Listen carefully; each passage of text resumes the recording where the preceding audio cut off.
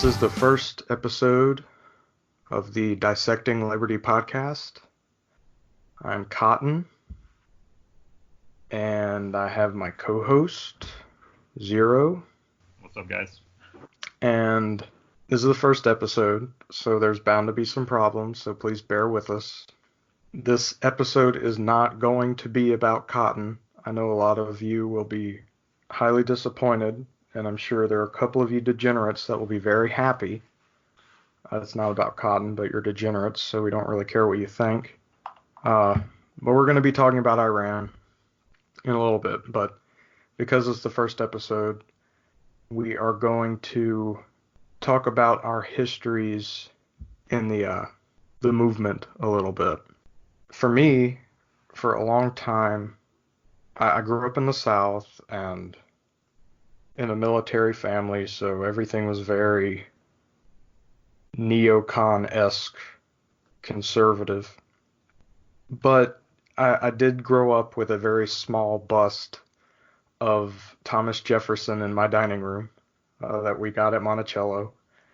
So we were a bit more, I don't know, liberal in the classical sense than you might think someone that is neocon-esque would be.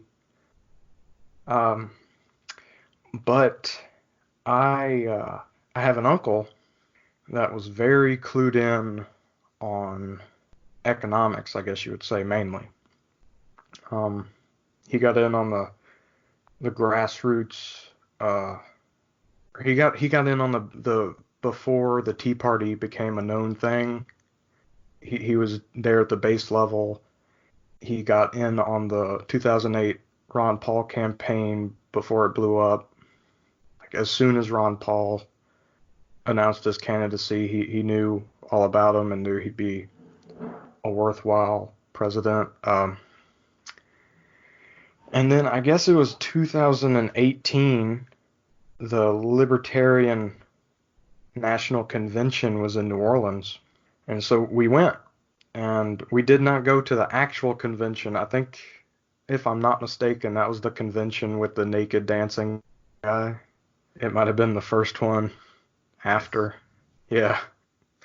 But I missed that bit because we didn't go to the actual convention. We only went to the Mises Caucus. And because that's where all the stuff was happening. We didn't want to see Sarwark and all that mess.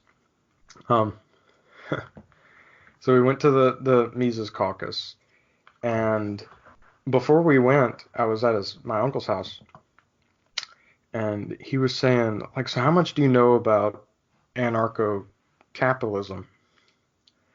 And I had no idea what that was. I knew it had anarcho in it, so it must be bad.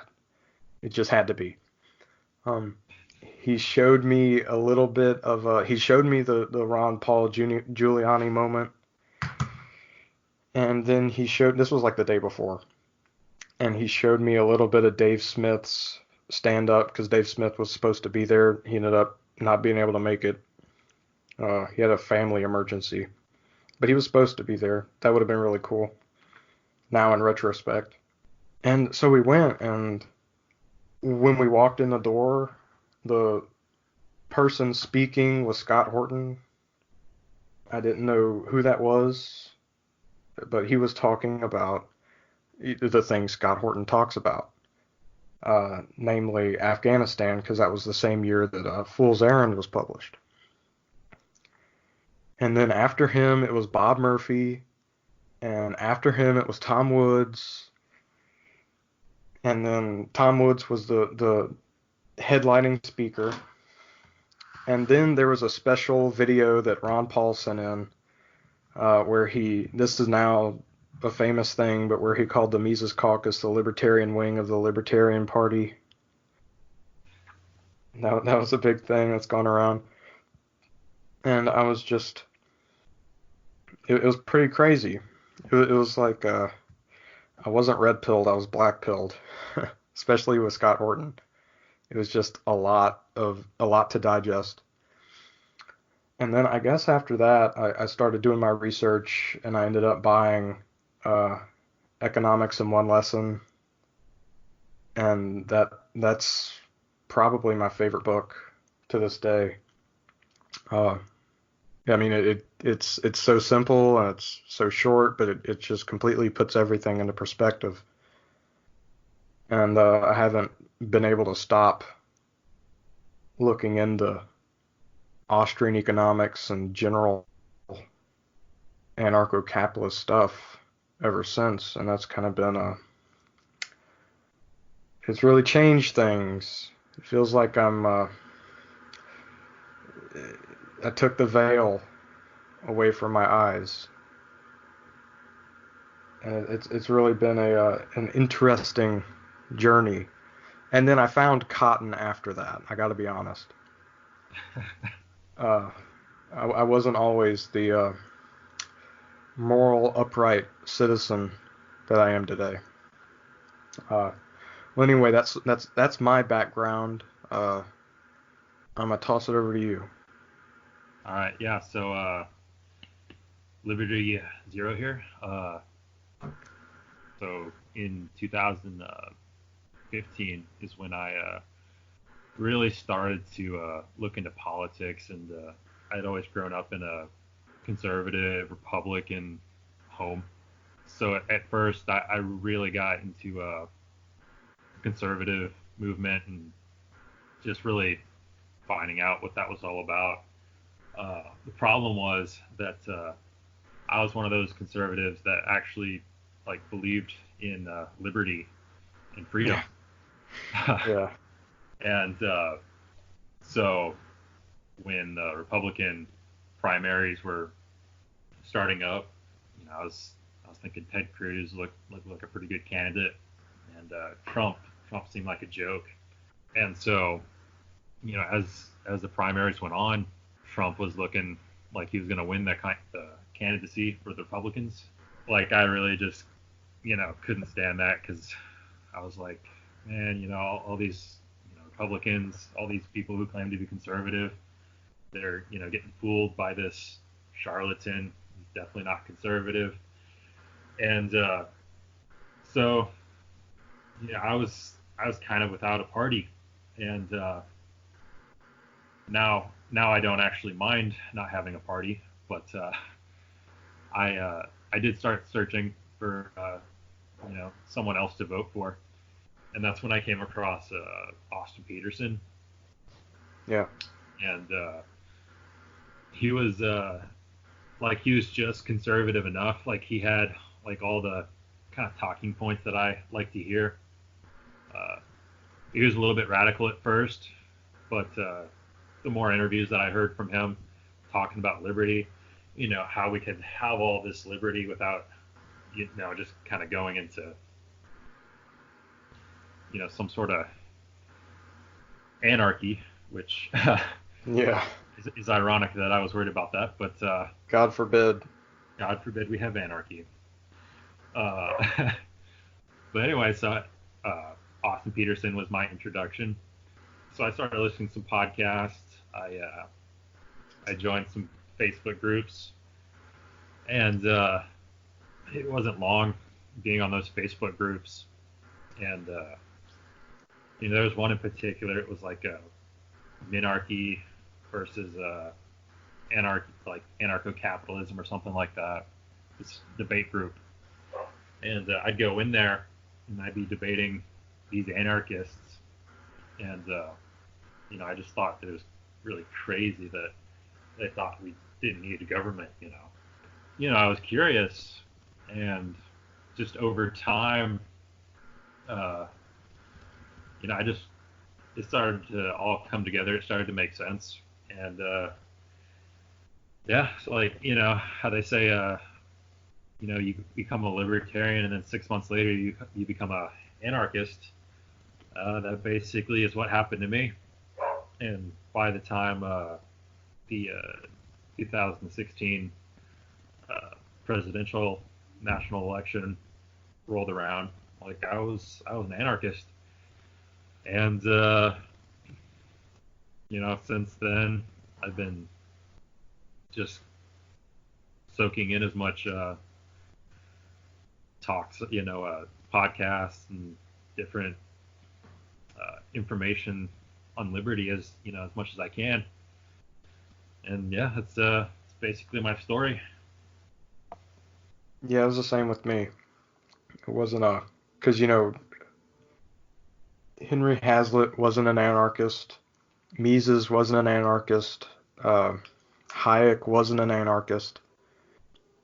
They could all be, I guess, called now. The term didn't exist then, but they were minarchists. Uh, they were classical liberals. Yeah. But then I was incredibly sympathetic to anarcho-capitalism, but I didn't. I guess now I think I didn't earn the title until I read For a New Liberty by Rothbard, um, which is like that's the only book I've read by Rothbard in full, and I guess you could call it like his just popular distillation of his ideas. And reading that book was like, whoa, wait a minute, it's all nonsense. All the we can, if only we had good people leading the country, it's blah blah blah. No, it doesn't work that way. It's just all nonsense. Right. Exactly. It's just the way I think about it, and the way I try to explain it to others is basically the people that all us regular people, if we need a leader, then we're necessarily not qualified to pick a leader. Yeah. Because obviously, if we can't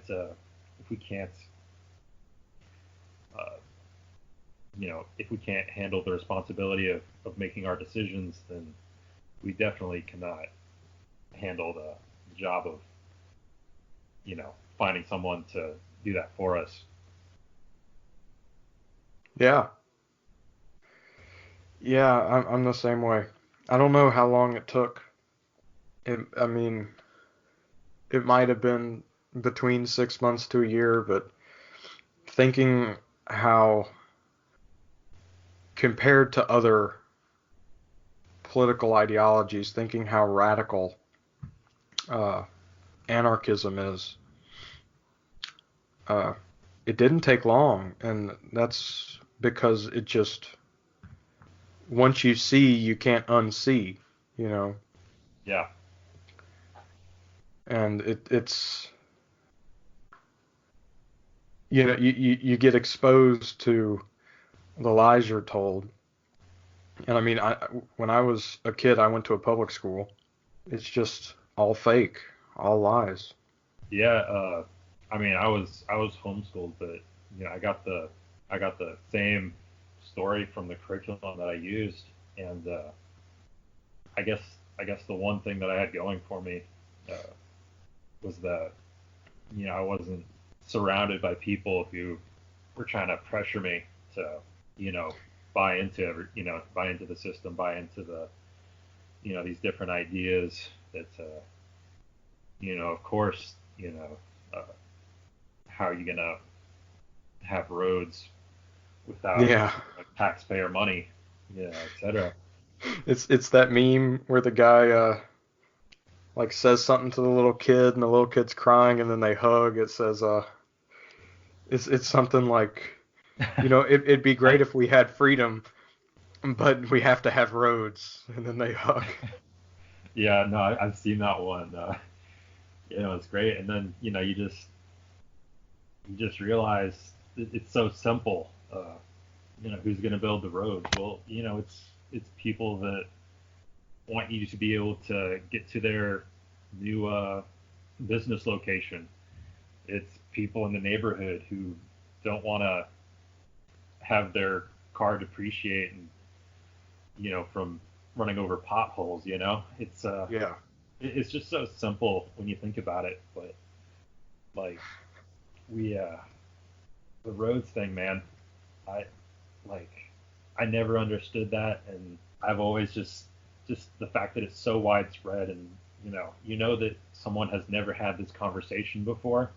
Yeah. No one's ever brought up taxation of theft, and but immediately you bring that up, and they go to the roads, and so like I'm just like it's got to be like subliminally like somewhere in like textbooks or something like that, because I could never figure it out why it was just the automatic go-to for a status Yeah. like I used to be. But yeah. Whenever someone says that to me, I tell them, and this is the truth. In the past 2 years, I've had 4 sets of tires. Oh It, wow. it's bad. It's Oh really yeah. bad. And some parts are definitely worse than others. You get on a major interstate and it's not bad, but you get on those little highways and that are quicker and more efficient as far as time and gas goes, but I mean they deal some damage to your vehicle. No, definitely. I've been in the car with different family members, and we're going over some terrible pothole-ridden road, and I'm like, you really have nothing to lose, you know, Yeah. if we went with private roads. Like, it can't get worse. Yeah. Yeah, that uncle I was talking about, I went with him to Colorado over the summer. And when we were in Colorado, all the residents were saying, "Oh, you're from out of town. We're real sorry about our roads. They're really bad." And they had the best roads. I mean, they were so nice. I mean, we drove there, and driving through Colorado, we drove through half of the state. We might have seen 2 potholes. I mean, when I'm driving on a highway here, I can't count the potholes I see in 15 minutes on 2 hands. Oh, I mean, it's horrible. It's really bad. yeah. I don't know what the difference is as far as I was talking to somebody on Twitter about this the other day. I don't know what the difference is with uh, mafia profit allocation with their government, but or I don't know what the deal is with their uh, what companies they contract in Colorado, but man, we're lacking over here. Oh, yeah, for sure. It's the same in Texas. That's what you get when you use the government as a middleman to get your roads put down. Yeah, but I mean, Louisiana isn't a great state to begin with. Uh, I mean, it's got great food and great culture. You can go down to New Orleans and get drunk and have your wallet stolen, and that's a great time. But it's not worth the like uncomprehendable government corruption. But what I'm leading to is I think Texas, because I mean I'm in Louisiana, I go to Texas all the time. I think Texas is definitely worth the crappy roads. Texas is great. Yeah, there's so much that I love about Texas. I'm not a native Texan, but I have family here, and I love living here. Uh, I will say that the one disappointment has been that you think Texas, you think freedom, revolution, all that good stuff, but Yeah. they're definitely we have our fair share of authoritarians. Uh, Yeah, one and then a of ton of our cops. Californians are moving over there. Yeah, it's yeah. I I live near Austin, where a lot of them Oh shit. accumulate. Yeah, it's pretty bad. Uh, I haven't spent as much time in Austin as I'd like to. Being in Louisiana, I usually like we drove through Dallas, going to Colorado, and I was in Houston a while back for something. That was years ago now. But uh I usually don't make it that far into the state. Well, count yourself lucky, because I used to work in Austin, and you want to talk about bad traffic? They, it's another problem with having a central authority, plan your city layout is Oh yeah. decades ago they were trying to limit the population growth in Austin, so they thought if they didn't build the infrastructure in terms of the roads, transportation, that they could limit it, but that didn't stop people from moving in, and Yeah. now they're playing catch up, and it's going to be an eternal game of catch up because Austin is growing fast, and just Austin has a terrible road system, just completely inefficient for what they really needed. Yeah, in the capital of Louisiana, Baton Rouge, the main road, it cuts through the middle of LSU. It goes through the entire city. The main road is Highland Road, and it is a two-lane, 40-mile-an-hour road. It's the traffic here. I mean, the population is like 200,000, so it's not anywhere near the largest city. I don't know what the population in Austin is, but I assume it's much bigger. But the traffic here gets so bad. You can't go anywhere from between 3 and maybe 7 because you're going to be in traffic for hours. It's really ridiculous. Oh yeah, it's pretty terrible. I know that Austin, what it has nearly a million, or actually definitely over a million. Uh, no, yeah, as of 2018, it was over two, the metropolitan area, and a lot of people commute into Austin, and so yeah, it's you know Yeah. starting right about 6 o'clock in the morning, it's bad, and then 5 o'clock in the afternoon, you know, good luck getting home. But anyway, I think I'm ready to go into foreign policy and Yeah. round up with the current events with Iran and what's been going on. Yeah, let's do it.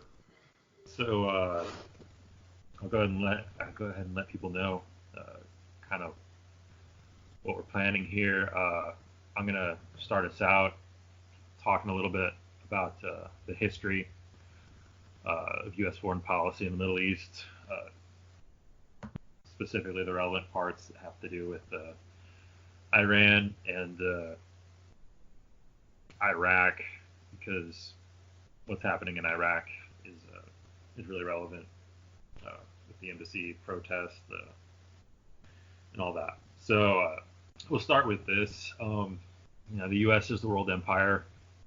It a lot of it uses these different Middle Eastern countries. It installs the puppets or friendly governments. It props up dictators that cooperate uh, with its interest, and also Israel's. And so after 9/11, there's a pretty famous story talking about how General Wesley Clark, uh, going into the Department of Defense offices, and he meets a fellow officer there, and he's talking to him, and this guy says, "Hey, you got to check this out.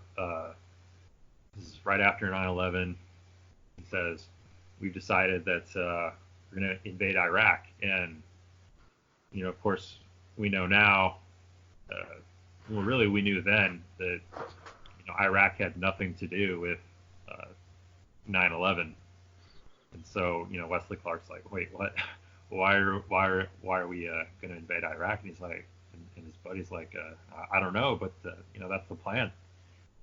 And a week or two later, from what I recall, he goes in and sees the guy again, and the guy has an update for him and says, we're going to invade 7 countries in the next 5 years, or if not invade, at least foment regime change in these countries. And obviously, it's one of the countries is Iraq, and Iran is really the pinnacle. And so, speaking of Iran, a lot of people, they think that the history of the United States involvement or the hostilities with Iran starts in 1979 with when they overthrew the Shah, and they stormed the embassy, and they started the hostage situation there. But really, it starts in I think it's 1953, and that's when the CIA overthrew the Democratic leader there and installed the Shah. And the Shah was in power for 2 decades, and he was pretty brutal. It definitely fits the description of a dictator. He was throwing the political dissidents in prison. Just different stuff that dictators do. And then finally, in '79, that's when he was overthrown. And so ever since then, ever since the Iranians overthrew the U.S.-backed leader, we haven't, and by we I mean the U.S. government, and the elites have not been able to control Iran, which is extremely important to the world empire. It being, part of Eurasia, and having that key resource, oil. So I guess going into a little bit of the history there in '79, that was Jimmy Carter, and so when they first overthrew the Shah, I'm reading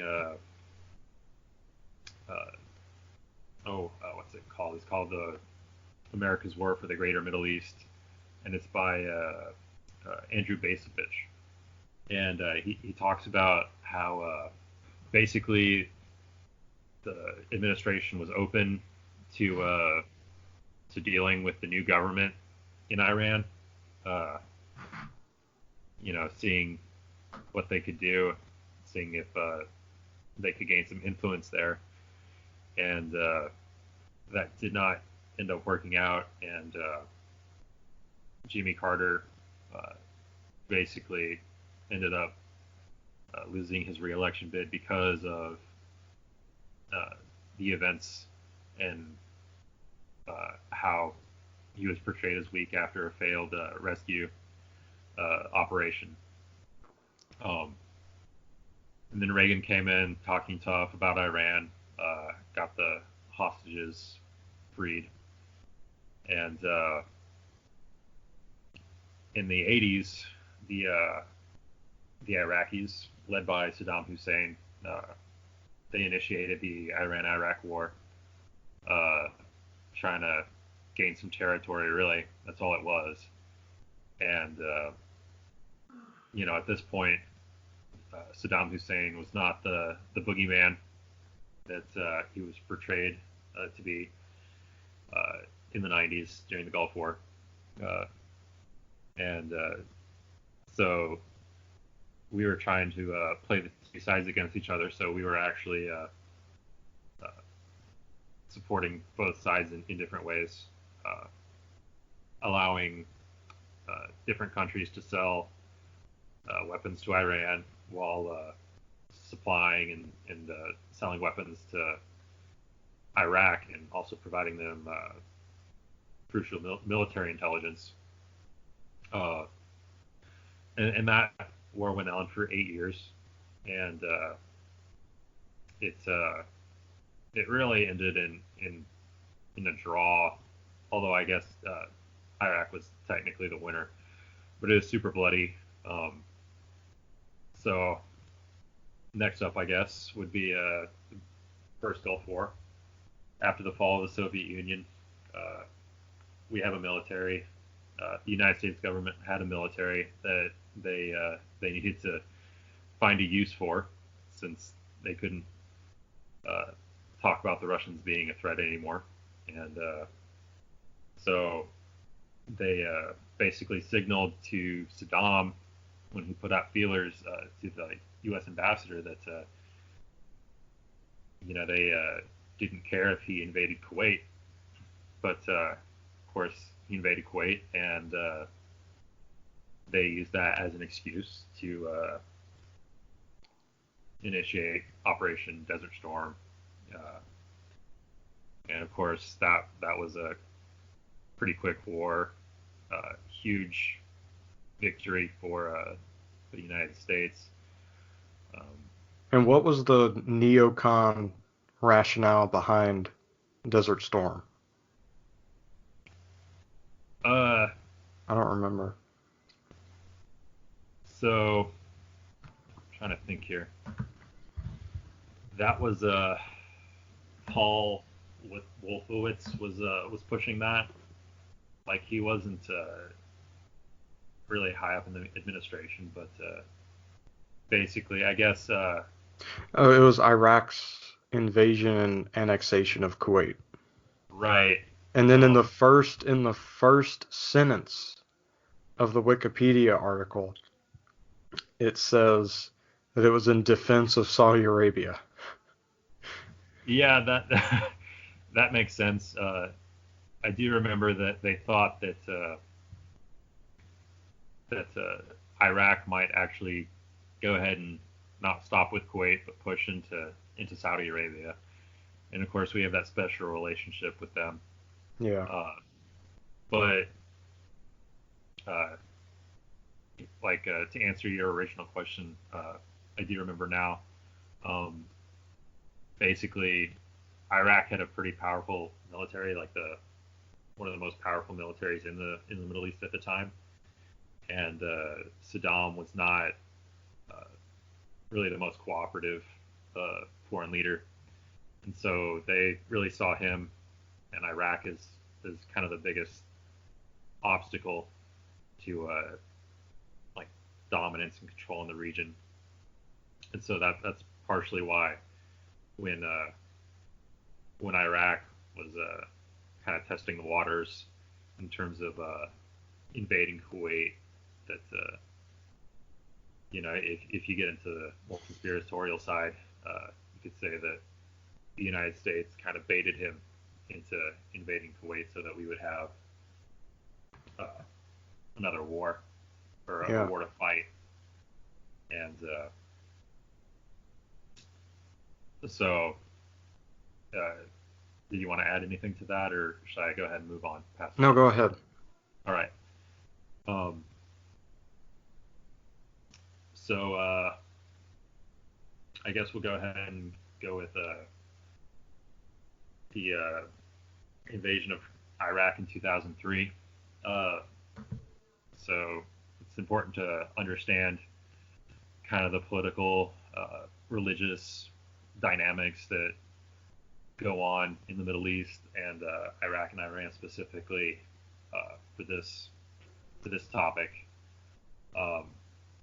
So basically, you have two different sects of Islam, the Shiites and the Sunnis, and Iraq was ruled by, or was led by Saddam, who was the Sunni, and he was ruling in a majority Shia country, and Iran is majority Shia and led by Shiites. And so when we invaded Iraq, we overthrew their secular dictator who was a Sunni, and we ousted the Sunnis from power and basically allowed the Shiites to take over. And this really played right into, well, it didn't really play into Iran's hands, but it certainly did not hurt with their influence in that country. And so the plan for the U.S. supposedly was to have Iraq kind of balance out Iran so that Iran couldn't become the power, the preeminent power in that region, but completely failed. Yeah, I was gonna say that worked out really well. Yeah, it just, bungling, in terms of, the Bush administration. There's the story about Dick Cheney going and apologizing to the Saudi king after they realized what happened. And so anyway, that was 2003. United States has maintained a presence, through to this day in Iraq. And yeah, I think I'll hand it over to you, Cotton, so you can talk about what you've been researching. So there are two things I want to say to preface what's going on at the moment. The first thing is, the more you look at, I was telling you about this earlier, the more you look at our involvement in the Middle East, or just the Middle East in general, the more you realize it's just a godforsaken quagmire. I mean, it's you get into, faction A, which is Shia, and they're fighting faction B, which is also Shia, but then faction C is Shia, so they're fighting faction A for fighting Shia on Shia war, and then you forgot about faction D, and all the way down the alphabet multiple times. It's really incredible how convoluted it is. And then the other, go ahead. Yeah, and I wanted to add in real quick that what's really stuck out to me lately is the U.S. It hasn't, like the leaders, the people who are in charge of U.S. foreign policy, they don't appreciate the complexity, like you're saying. They don't understand it, and they don't necessarily want to understand it. So what they do is they oversimplify it, and they focus on individuals. This is what U.S. foreign policy has really always done. It focuses on individuals, this guy's a bad leader. If we can get him out of power and put our guy in, then that'll fix the situation. But it won't, because, just like you're talking about the different complexities, you can't just fix it with regime change. Yeah, on the Tom Wood show, when he had Scott Horton on to talk about the Afghan papers, and Scott Horton said that basically in the interviews they were just complaining that they had nothing but little objectives with no grand end. And I mean, that could very well be done on purpose, but to prolong whatever neocon, I don't know. We need a military, so we gotta get into some fight. But it was just too many little small missions and no way to tell whether the war was won or not. The other thing I wanted to say is, you look at where the U.S. has troops in the Middle East, and you can understand why Iran would be scared. Oh yeah. I mean, we're completely surrounding them with an incredible amount of personnel. You can understand it. There's a picture going around where, can you imagine if Iran had, 16,000 troops in Canada and then 7,000 troops in Mexico and 8,000 troops in Haiti and blah, blah, blah. You can understand how we might, oh, and they overthrew our government and installed a despotic dictator. You can understand how we might not be too fond of them. Oh yeah. And then the go ahead. And then the other thing is just with all of the main countries, the boogeymen, the target countries that the U.S. Is constantly antagonizing. They always bring up the threat of nuclear weapons. Yeah. You look at North Korea. In Iraq it was WMDs, but it's pretty close. And then of course Iran, we're always talking about having to eliminate that threat. And of course Benjamin Netanyahu's always talking about how Iran's going to have a nuclear weapon within a couple of years. So, yeah. Been saying that for 28 years or whatever. Yeah. For a long time. So what I think is worth getting into is PMFs or PMUs. I have PMUs. They're Popular Mobilization Force. So that's what I'm going to be saying, but you also hear PMF. Basically what they are Iraqi state-sponsored militias.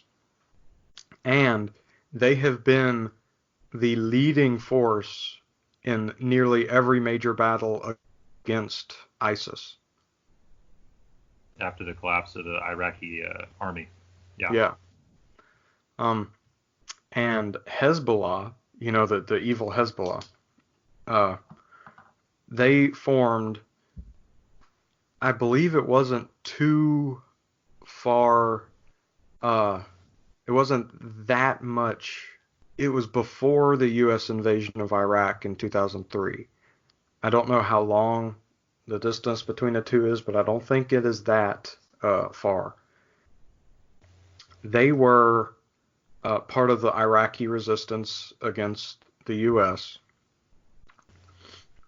And they were militia. They weren't technically part of the Iraqi military, but their main leader at the time, because this is a collection of a bunch of little militias, but they are very loosely aligned, and they follow the leader. Whichever one is more powerful, they're going to go in that direction.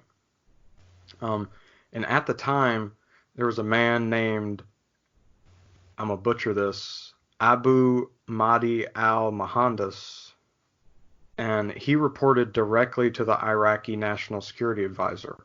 So they weren't technically part of the Iraqi military, but they were pretty close. And with the creation of ISIS, they grew. They were the main antagonists to ISIS. And obviously, with that, they would gain more power. And it also is worth thinking about that it was the U.S. and these guys fighting ISIS mainly. I don't know how much U.S. involvement there was in actuality versus what you might think if you watched Fox News, but these are the two main players, and the PMUs were from these communities that they were fighting at. So it would make sense that they would have more cultural support with the people in Iraq and Syria and down the list. And then the Iraqi prime minister, I don't remember his name, but he declared PMU is an official part of the Iraqi security forces, so they are, at this point, basically their military.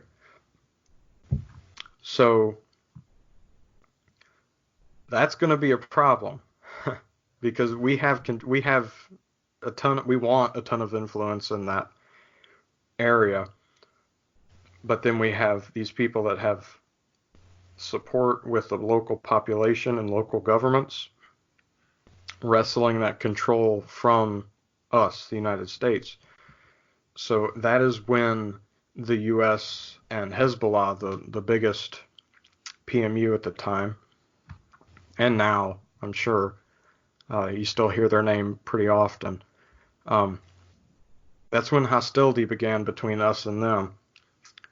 And it was exacerbated, if not officially started, something you could call a war, when the U.S. allowed Israel to use U.S. bases in Iraq and Syria to launch drone strikes against Hezbollah. So you can understand how they might not be too fond of that. And then in October of 2019, U.S. bases were hit by a new wave of rocket mortar strikes. A new wave. This has been going on for a long time. We've been in Iraq since 2003. So for the longest time, they were blamed on one person, then another, and most recently, the Islamic State, ISIS. But it's now shifted to Hezbollah because that's a lot more convenient for whatever end they're trying to get to. And in retaliation of that, in December of 2019, Trump launched airstrikes that killed 25 Hezbollah members. This is what led to the protests on the U.S. Embassy. So you think about that, and we're in this country supposedly to help the country, yet a ton of its citizens, I forget the number, but you've seen the pictures. I'm sure they hate us. I mean, it's palpable. So after that, or while that was going on and a little bit before, there have just been constant major protests in Iraq against the Iraqi regime that the U.S. instilled. That led to the recent resignation of their prime minister. He's still in place until they have a quote-unquote election. And the protesters' main issues were corruption, because there's a lot of their government is incredibly politically divided, and direct foreign influence of the U.S. and Iran, and that leading to a failure to invest Iraq's oil wealth correctly. And because of this, obviously, the public opinion is incredibly against the United States in Iraq. They're not too fond of us. And then a couple of things here that we are in direct, United States is in direct, we are directly breaking, I don't know if you want to call it international law. It's not necessarily international law, but we're breaking treaties. Iraq's 2005 constitution says that a country cannot be used by a foreign power as a base to harm its neighbors. Well, Trump has said multiple times that we are in Iraq to keep an eye on Iran. And just the other day, I'm sure everyone remembers, we killed Soleimani. I guess he was the highest person in the Iranian military. I guess. Yeah, he's basically the second in the whole country, and he led the the Iranian military that didn't that operated outside of Iran. Maybe not the military itself, but the different forces. Uh, so yeah. Yeah, I know there were some libertarians that were saying that he was not part of their military, that he led a militia force that Iran contracted, but that doesn't seem accurate now.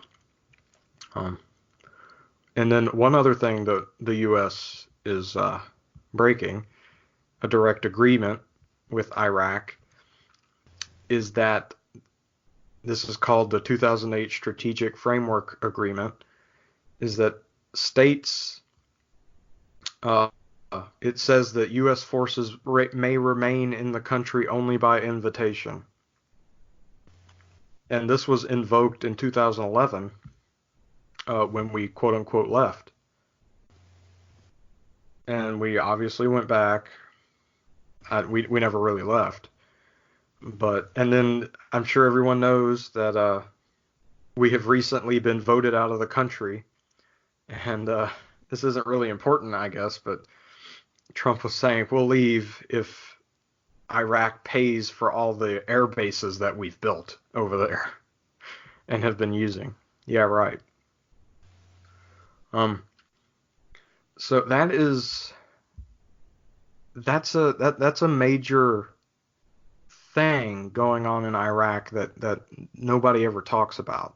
The PMUs, and it's a big deal. I mean, they are Iraqi militias that, I mean, Hezbollah has not done good things in the slightest. Like Soleimani, he was a horrible person.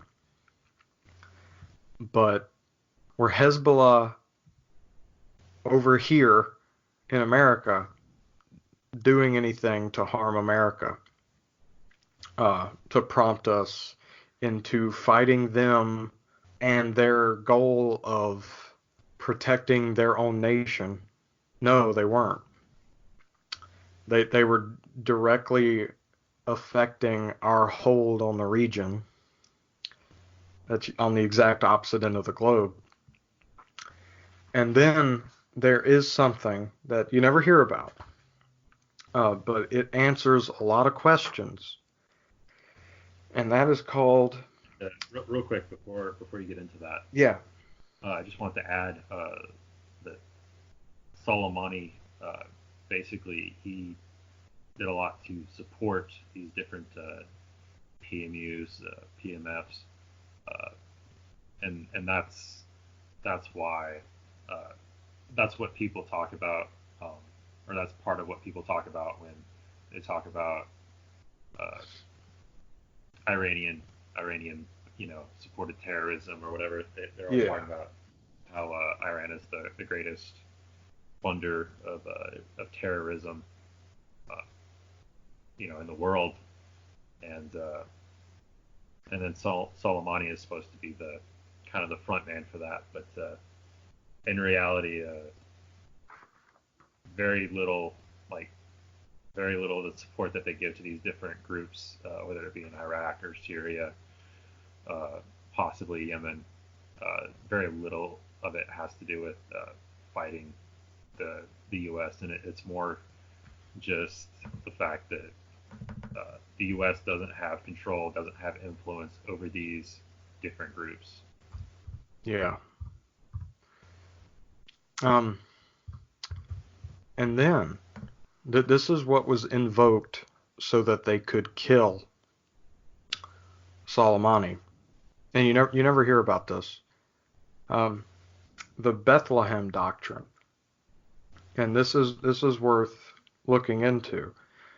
It's called the Bethlehem Doctrine of Preemptive Self-Defense. And I should say that the sources we're using, at least most of them,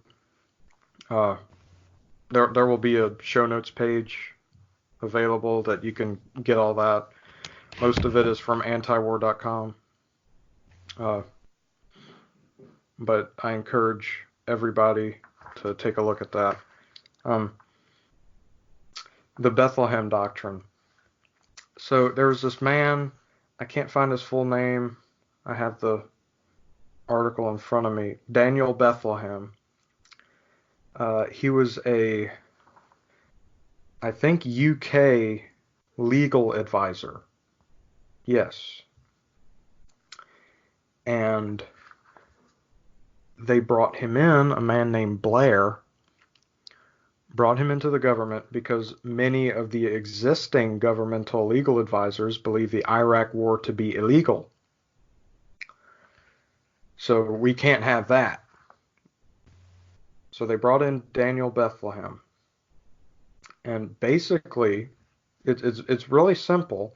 The official doctrine is classified, but basically it says that if there is an immediate threat, an imminent threat. yeah, imminent, yeah. If there's an imminent threat, then you can retaliate. So preemptive, you can engage in preemptive warfare, basically. And you got to look at the word imminent. They are not using imminent as soon or about to happen as we would typically use it. They mean something along the lines of, person A has done bad things in the future, never to anyone that has any direct correlation to us, but he's done bad things in the future, so that means that there's a possibility that he can do something bad to us. So it just opens the door to taking out anyone and everyone. And that is why you saw Pompeo in his speech declaring that we killed Soleimani. He used the word imminent. Yeah, with his interview on CNN. And Elizabeth Warren tweeted about, she said imminent in a tweet. And then Mike Pence tweeted about it twice. And he drew a connection to Soleimani to 9/11, which isn't there. And he he added onto that tweet saying that Soleimani was a imminent threat. So I mean, basically, what this is that there's a guy that works at my gas station, and I go there to buy a Coke, and there is a alternate universe in which he decides to take out his pocket knife and kill me. So therefore, I can preemptively attack him next time I go to buy a Coke. That doesn't work. I mean, that's manslaughter. That's not that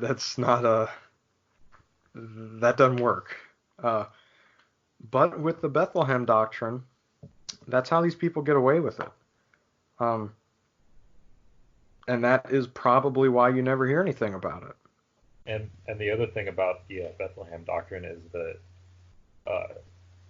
like for the U.S., the U.K., and I think maybe Israel, you don't actually know to what extent they employ the Bethlehem doctrine because it's, like, I guess, classified. Is what I was reading. Yeah, he wrote a book after he retired. I think late 2000s. And he made a basic outline of the doctrine, but the actual doctrine is classified, so you can't find out what it says. You can't find out why we're getting into these wars. It's like Nancy Pelosi back in the day. She said, to find out what's in the bill, we have to pass it. No, I don't think so. You're not going to get me, Nancy. But it's a big deal, and you never hear about it. And I should mention that this is the biggest proponent of the Bethlehem doctrine is Israel. I'm just gonna throw that out there, and I'm just gonna throw that Molotov cocktail, and I'm gonna step back and not God, Israel. Um, so many of the problems, so many of these issues that lead to so many American deaths. You happen to see Israel and Saudi Arabia Yep. mentioned. Special friends in the Middle East. That's right. So I think that's a good amount of information. I mean, there have been a lot of libertarian podcasts talking about the Iran stuff and after we killed Soleimani um and the embassy, and then there was a lot of people talking about the Afghan papers. But what we talked about is incredibly relevant, but I didn't hear anybody mention any of it. So I did want to add one thing yeah, that we did talk about this before. Uh, for what it's worth, the Prime Minister of Iraq, uh, he told the par he told his parliament that he was scheduled to meet with Soleimani, yeah, and that the reason that Soleimani was in Iraq was actually on a peacekeeping mission, and it had to do with an offer from Saudi Arabia to de-escalate yeah, tensions between the two countries. And he also said that Trump knew about uh, this meeting that was supposed to happen, and it's just pretty interesting that the U.S. still decided to go through with yeah, that strike against him. The yeah, day before he was supposed to have his talk about about peace in the Middle East. yeah. And I read that Trump wanted to mediate the meeting. Uh, I'm sure it would have been Pompeo, but they declined, obviously. And I mean, it's like the theory that Trump ran for president because Obama made fun at him uh, at the White House press correspondence dinner. It's like, you do something, you make fun of me. We'll see about that. At least Trump didn't drone strike Obama. Yeah. I'm sure he has enough money. Now he has experience Yeah. assassinating foreign leaders. Yeah, and there are all those pictures of him with Epstein, so he had friends. Oh man, someone definitely has connections with that guy. Well, that's all I have to say. Yeah, I think that we did a lot to uh, add some crucial information, a lot of information that just I hadn't heard until recently. Uh, but I think we definitely did a lot to kind of bring that into the listeners' uh, consciousness. Yeah. Well, all right. Uh, Again, this is the first episode, so bear with us. I think it was good. Um, Yeah, well, all right. I think we're planning on having this being a weekly podcast, uh, and hopefully we can keep it uh, you know relevant with some current events, but Yeah. also some different evergreen topics. Yeah. Yeah. We'll get the kinks worked out, and it'll be a lot smoother. Um, well, all right. And you can find me on Twitter at Yeah. Yeah. LibertyZero, and then for right now, the O is actually a zero for my username. You can find me at LibertyZero. It has layers. Yeah. I'm Cottonarchist, all one word at Twitter. Yeah. I'm glad you remembered that. All right. Well, thank you. Yeah, thanks for joining us.